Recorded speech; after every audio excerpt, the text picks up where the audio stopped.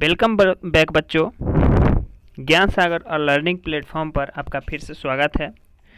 तो बच्चों, जैसा कि मैंने आपको बताया था कि आज से हम लोग एक्सरसाइज 8 को स्टार्ट करेंगे।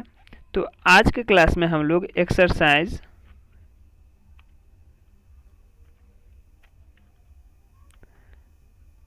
एक्सरसाइज 8.1 को स्टार्ट करेंगे, जो कि BSEB बिहार बोर्ड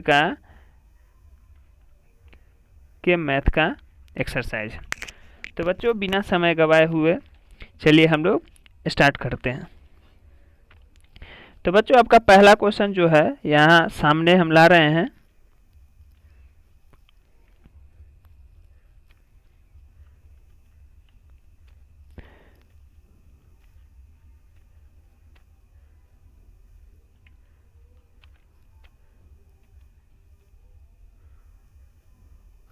तो बच्चों, यहाँ पे आप सामने पहला क्वेश्चन देख रहे होंगे। यहाँ पहला क्वेश्चन में कहा गया है कि त्रिभुज ABC जिसका कोण B समकोण है। मतलब यहाँ पे एक त्रिभुज हमें दे दिया गया है ABC, और इसका एक एंगल B जो है वो समकोण दे दिया है, और AB का जो मान है वो 24 सेंटीमीटर दे चुका है, और BC का जो मान है वो 7 सेंटीमीटर दे चुका है। और इसमें हमें दो क्वेश्चन सॉल्व करने हैं। पहला साइन ए और कॉस ए निकालना है, और दूसरा साइन सी और कॉस सी निकालना है। तो बच्चों, चलिए हम लोग इस क्वेश्चन को बनाते हैं।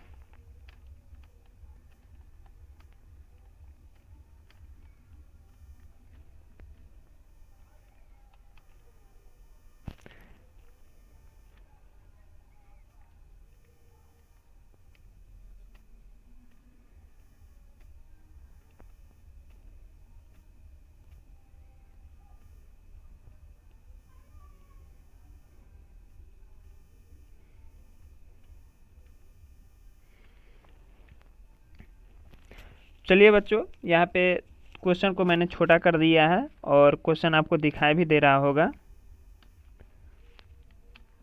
चलिए बच्चों, हम लोग क्वेश्चन को बनाते हैं।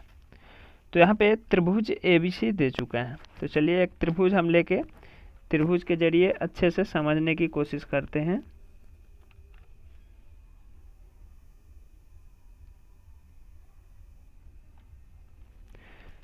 एक मिनट, यहाँ पे काला आ गया।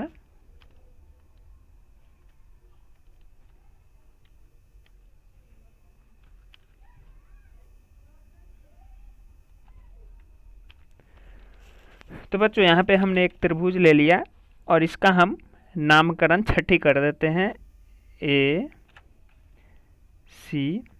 चूँकि देखिए बच्चों, हमें क्वेश्चन में ही दे चुका है कि कोण B जो है वो समकोण है, इसीलिए समकोण वाले जगह पे हम लोग कोण B बनाएंगे। और क्वेश्चन में भुजा का मान दे चुका है AB जो है ये AB ये आपका है 24 सेंटीमीटर, और BC जो है ये BC आपका है 7 सेंटीमीटर।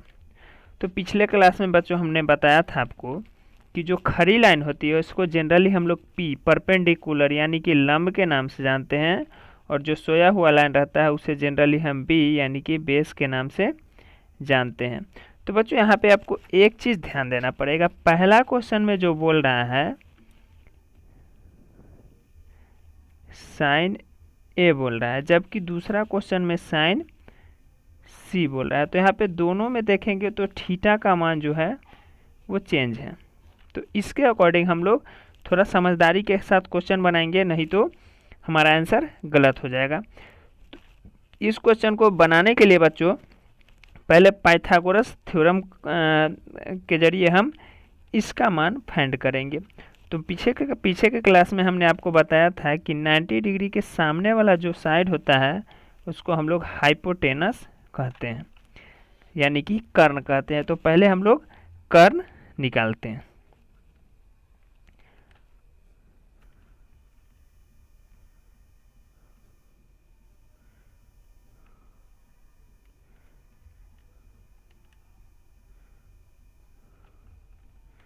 एक मिनट, इसे हम लोग छोटा कर देते हैं।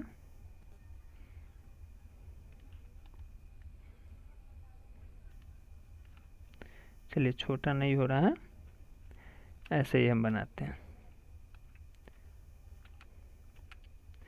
तो बच्चों यहाँ पे छोटा सा हम ट्रायंगल बना लेते हैं ताकि इजीली हम सॉल्व कर सके।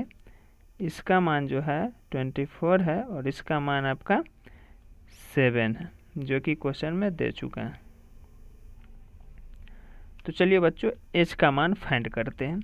तो यहाँ पे ए बी एंड सी, चूँकि ए बी बराबर जो है हमारा 24 सेंटीमीटर है, बी सी बराबर जो है 7 सेंटीमीटर है और ए सी हमें फाइंड करना है।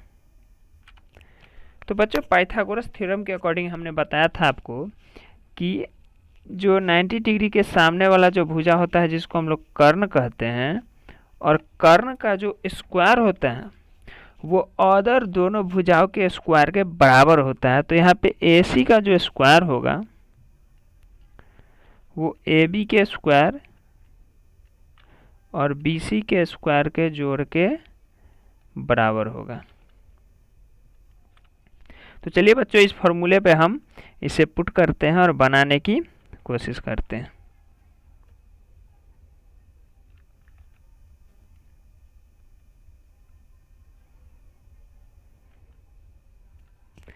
देखिए बच्चों AC का मान हमें पता नहीं है तो हम इसको AC का स्क्वायर ही लिखते हैं।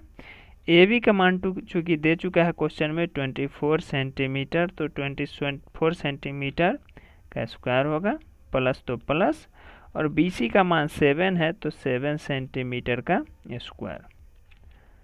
अब क्या करेंगे, हम दोनों का स्क्वायर हम फाइंड करेंगे। तो चलिए पहले 24 का स्क्वायर फाइंड करते हैं, चूँकि आपको समझ में अच्छी तरीके से आए इसीलिए हम यहाँ पे सॉल्व कर रहे हैं।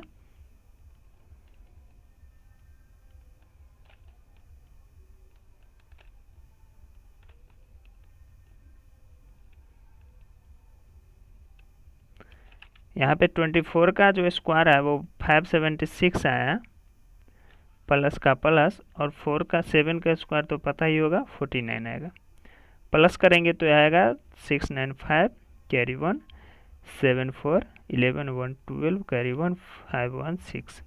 तो यहाँ पे हमें AC का जो स्क्वायर आया वो 624 सेंटीमीटर आया। उम्मीद करते हैं बच्चों यहाँ तक समझ में आया होगा। थोड़ा आगे की तरफ चलते हैं। याद कीजिए मैंने आपको बताया था कि स्क्वायर जब बराबर के दूसरे साइड जाता है तो रूट चढ़ जाता है। तो AC का जो वैल्यू होगा ये रूट अंडर 625 सेंटीमीटर के बराबर होगा। और पता ही होगा आपको कि 625 जो है 25 का स्क्वायर है, इसीलिए AC का जो वैल्यू आएगा हमारा 25 सेंटीमीटर आएगा। तो अभी हमें AC भी पता होगा, AB भी पता हो गया और BC भी पता हो गया। तो अब हम लोग क्वेश्चन की तरफ चलते हैं।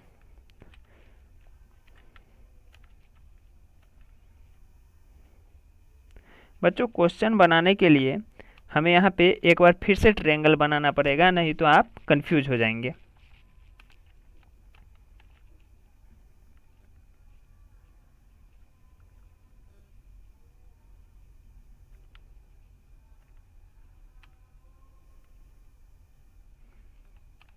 देखिए बच्चों हमने पीछे भी बताया है, ये A है, ये हमारा B है, ये हमारा C है। AB का वैल्यू 24 सेंटीमीटर क्वेश्चन में दे चुका है, BC का वैल्यू 7 सेंटीमीटर क्वेश्चन में दे चुका है, एंड AC का वैल्यू हमने पाइथागोरस थ्योरम की मदद से 25 सेंटीमीटर फाइंड किया है। तो बच्चों यहाँ पे पहला क्वेश्चन में आपने ध्यान दिया होगा, पहला क्वेश्चन में हमसे पूछ रहा है साइन A कॉमा कॉस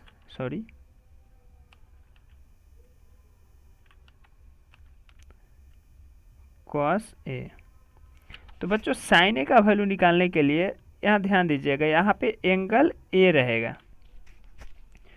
जो एंगल हमें पूछेगा उस एंगल के सामने वाला जो है हाइपोटेनस, तो हाइपोटेनस ही रहेगा। ये जो है ये, हम इसका कलर चेंज कर देते हैं।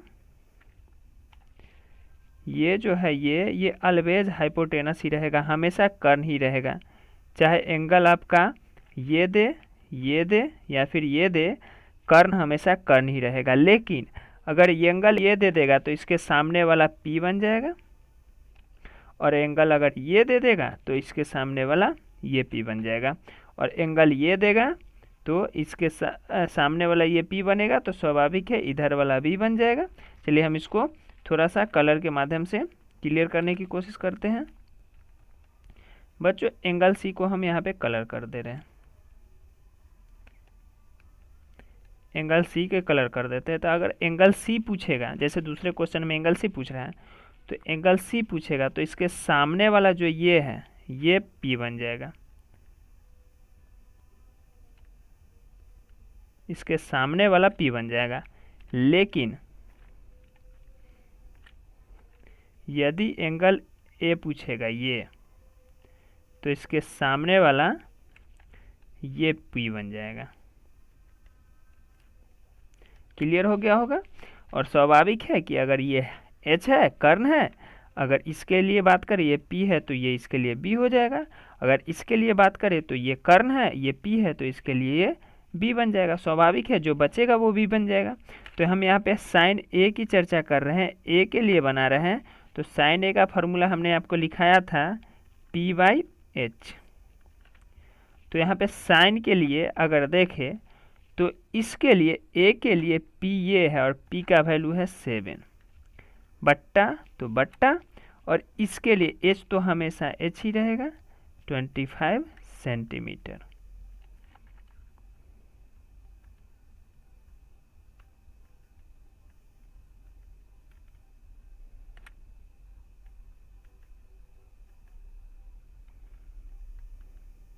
ठीक है बच्चों, अब हम cos A का वैल्यू निकालते हैं।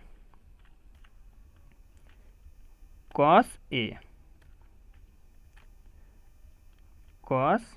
A अब देखिए यहाँ पे ध्यान देंगे, इसमें भी A ही पूछ रहा है।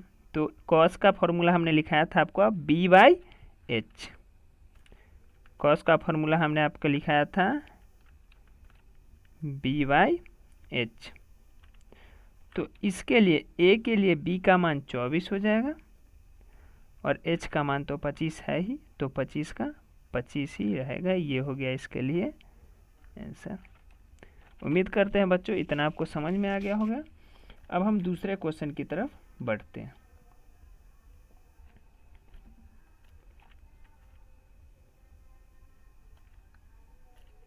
दूसरा क्वेश्चन में पूछ रहा है हमसे साइन C और cos C। तो बच्चों आप यहाँ पे देख रहे होंगे, इस ट्रायंगल में देख रहे होंगे कि C के लिए P ये है, यानी कि AB है, और हमें और B जो है आपका BC है, और AC तो हमेशा कर्ण है, तो कर्ण ही रहेगा।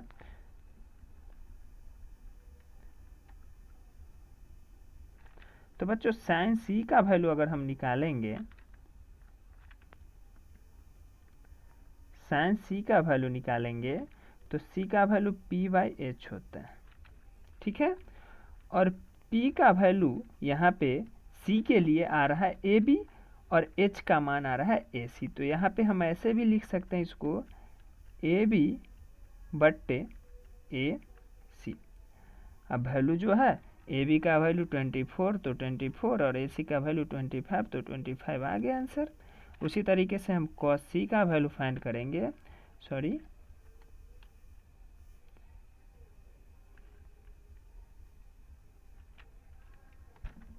उसी तरीके से अगर हम cos C का वैल्यू फाइंड करेंगे तो C का होता है B/H, और C के लिए हमने यहाँ पे देखा है, C के लिए हमने यहाँ पे देखा है कि C के लिए BC जो है हमारा B है, और AC हमारा P है। तो इसीलिए B जो है हमारा